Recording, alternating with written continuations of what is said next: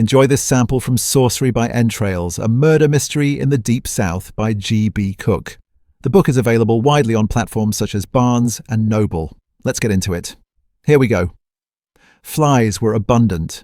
The remains had been there quite some time before Sarah arrived on the scene.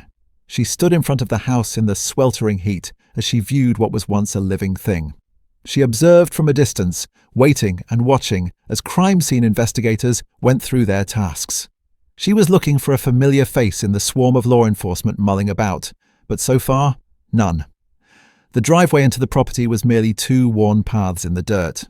Weeds grew between the tracts leading up to an old, abandoned plantation home. Spanish moss-covered trees were everywhere, giving the property an ominous vibe that Sarah couldn't quite shake. The place was falling apart slowly, being taken over by the forest. The surrounding area near the house was now littered with black government-issued SUVs with tinted windows, silently advertising a major criminal event happened here. Sarah felt odd waiting for an invitation to join the crime scene, but she wasn't FBI. She had been invited down to Greenville, Louisiana yesterday by Special Agent Gerard to help him with the case. She hadn't heard from him again until about an hour ago when she got the call. All he said was to join him here at this address. She had no idea what she was walking into. From the first impression, it was going to be messy. It still baffled her as to why a special agent would need her help. She was just a detective at this point. They did share a strong connection from their tainted past, however.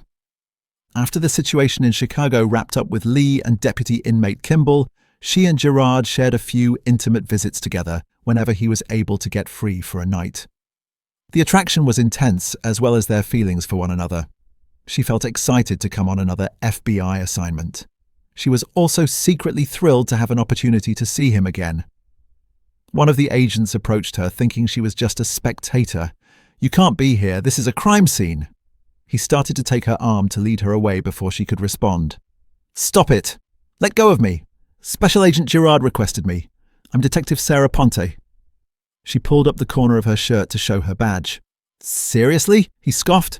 "We don't need any detectives, ma'am. We got it all under control." "Yeah, I can see you do by the rookies over there, on the left side of the house, completely contaminating the scene by puking in the bushes." The agent spun around to see one of the law enforcement officials vomiting in the bushes next to the porch. Jesus Christ! He gave her a look as if it was her fault before running over to see how much damage was done to the scene. Sarah then noticed Gerard coming around from the right side of the house and moving like he was on a mission. "She's with me," he announced as they walked past the agent in that superb order, giving tone that she adored.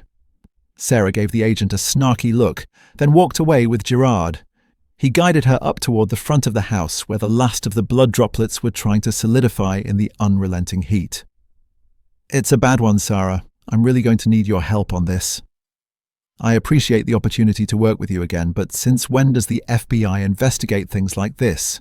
That's not even human." "That? Oh no, that's not our body. The unsub must have practiced on the deer.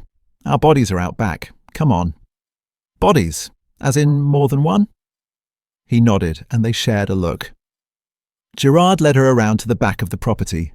As soon as they turned the corner, the stench of decomp, ripe from the exorbitant heat, overwhelmed her. "Oh my God!" She forced herself to swallow the bile that rose in her throat.